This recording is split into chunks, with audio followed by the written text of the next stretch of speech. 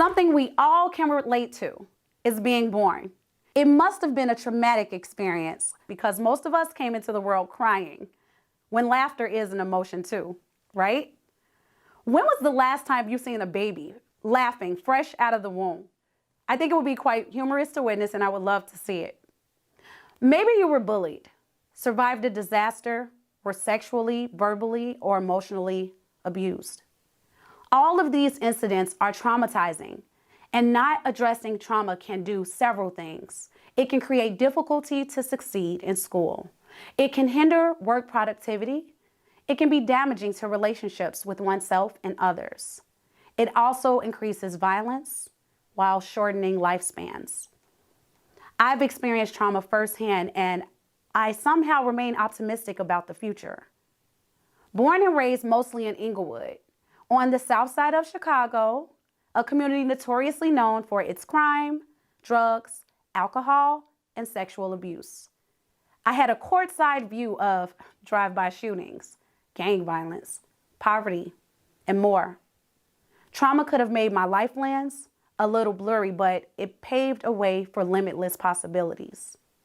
I believe trauma can make you successful. Yes, you.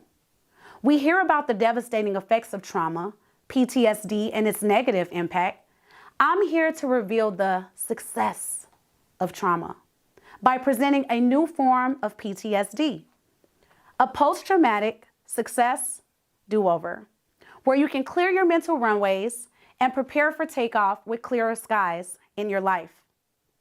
Speaking of skies, I was born on the 4th of July, a day where fireworks decorates our skylines across the nation.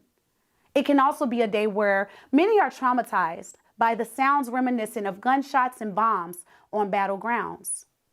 Every birthday, my father told me that the fireworks were all for me, and I believed him until the 2nd grade. Imagine being in class learning about those fireworks were actually a celebration of Independence Day and not you. Well, let me tell you, I did not like the lie that my teacher was telling my classmates on July 4th, 1776. So what did I do? I walked up to her desk and told her that she was wrong and that the 4th of July was my special day because my daddy told me so. And she told me, Miss Love, have a seat and discuss this matter with your father when you get home. I was traumatized. Well, not really. But my daddy seemed to be pretty agitated that she didn't just stick to a script that she hadn't been provided with. What a memory. If I listed every category of trauma that I could think of, and I asked you to raise your hand, if one of them were applicable to a moment in your life, I believe that most hands would be raised, because studies reveal that 3 out of 4 people will experience some form of trauma before adulthood. Now, I was taught to get on the ground when I heard shots fired as a little girl. I was in the middle of a shootout for the first time, playing at the playground. The second time, on my way to the neighborhood grocery store, and the third of many, Father's Day weekend when I was returning home. You see, I know exactly what it's like to see someone pull a trigger with the intent to kill. This shouldn't be normal. And these are not memories that I'm fond of, nor memories I can erase. In summer of 1993, my brothers, Ricky, Irvin, and I, lost our mother at the ages 13, 9, and 4. That altered our lives tremendously because she was only 29 when she passed away. And if you're wondering, she passed of kidney failure and cardiac arrest. After she passed on, I was raised in several households, fortunately with family. Love y'all. I attended many elementary schools, 7 to be exact, transferring between 4 different schools in 8th grade on 4 different sides of town in Chicago. I ended up attending 2 additional high schools as well. I want you to understand that I witnessed and was exposed to far too much within the first decade of my life. My second wasn't much easier.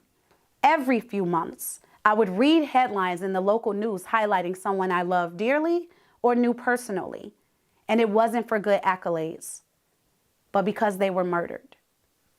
Many memorable success stories have some form of trauma attached to them. Think about your favorite celebrity who's defied the odds, or a Paralympian athlete like a blind swimmer, or a socially enterprising entrepreneur who champions for a cause that he or she is committed to. In many instances, it was their trauma that fueled their success. Mine surely fueled mine. My teen years were years where I was exposed to true leadership because I was never a follower. I did my own thing. In high school, I became president or vice president over many extracurricular activities, including junior and senior class. I even presided over every student council in the city of Chicago through the Chicago District Student Council Association. So those of you who thought I wasn't in class enough in high school, well, now you know why. My traumatic life skills taught me to successfully navigate new life experiences. My high school principal and school counselor were two of the first people to invest in my personal development. And ironically enough, I graduated high school most likely to succeed.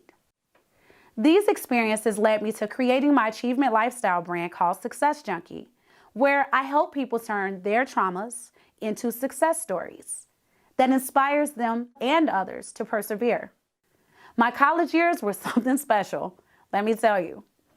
There I was at the largest Vincentian Catholic university in the country, excited to build my future. And one night, I had to run out of class to the restroom, but I didn't make it there because I vomited all over the hallway floor and later on found out I was pregnant. The rest of college was spent with a baby boy on the way and a new kid on campus. This was not my idea of success. I literally raised my son Ananias at DePaul University, nursed him in my lecture halls in the back of class, took him to my campus jobs in the dormitories where my boss allowed me to do so. I was getting my degree no matter what, and sure, I was embarrassed being one of the women who looked like me on campus, appearing to be the statistics society could have set me up to become. I used to tell my son he's been to college already because we got my degree together. And today he holds a 4.6 GPA in high school. The next 10 years after college were very trying, to say the least. I was trying to find myself still. How many of you do that from time to time? I think we're always trying to find something, just like I'm always trying to find my keys, even though I purchased a hook to hang them on that I never use. That decade after college was full of highs, lows, eviction notices, heartbreak, and more. Allow me to fast forward to Super Bowl Sunday 2017.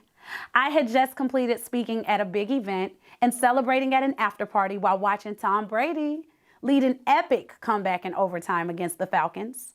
I missed a few calls thinking maybe that was my dad calling me about the game because I saw his name. And I answered the next call that came in and I was advised to rush to the hospital. I wasn't even aware that my dad had been admitted a few days prior. I was furious, confused, and hurt because that was the last day he would be able to speak and I wouldn't make it to hear his voice. When I arrived, he was on life support and I was devastated. We had countless tests ran and an emergency biopsy performed only to reveal that he was in his 4th stage of cancer with several other ailments that made his condition worse.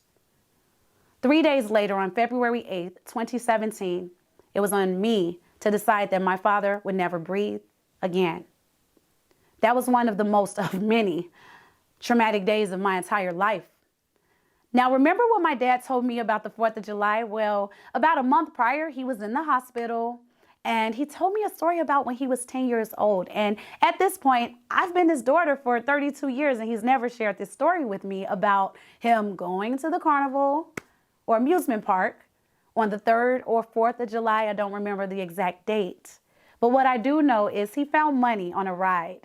And he was so happy to get home, to share his excitement with his mother, my grandmother I wouldn't get a chance to meet. However, she wasn't home because she was at the hospital. And she passed away on July 5th, 1974. Now I understand why he loved collecting coins so much.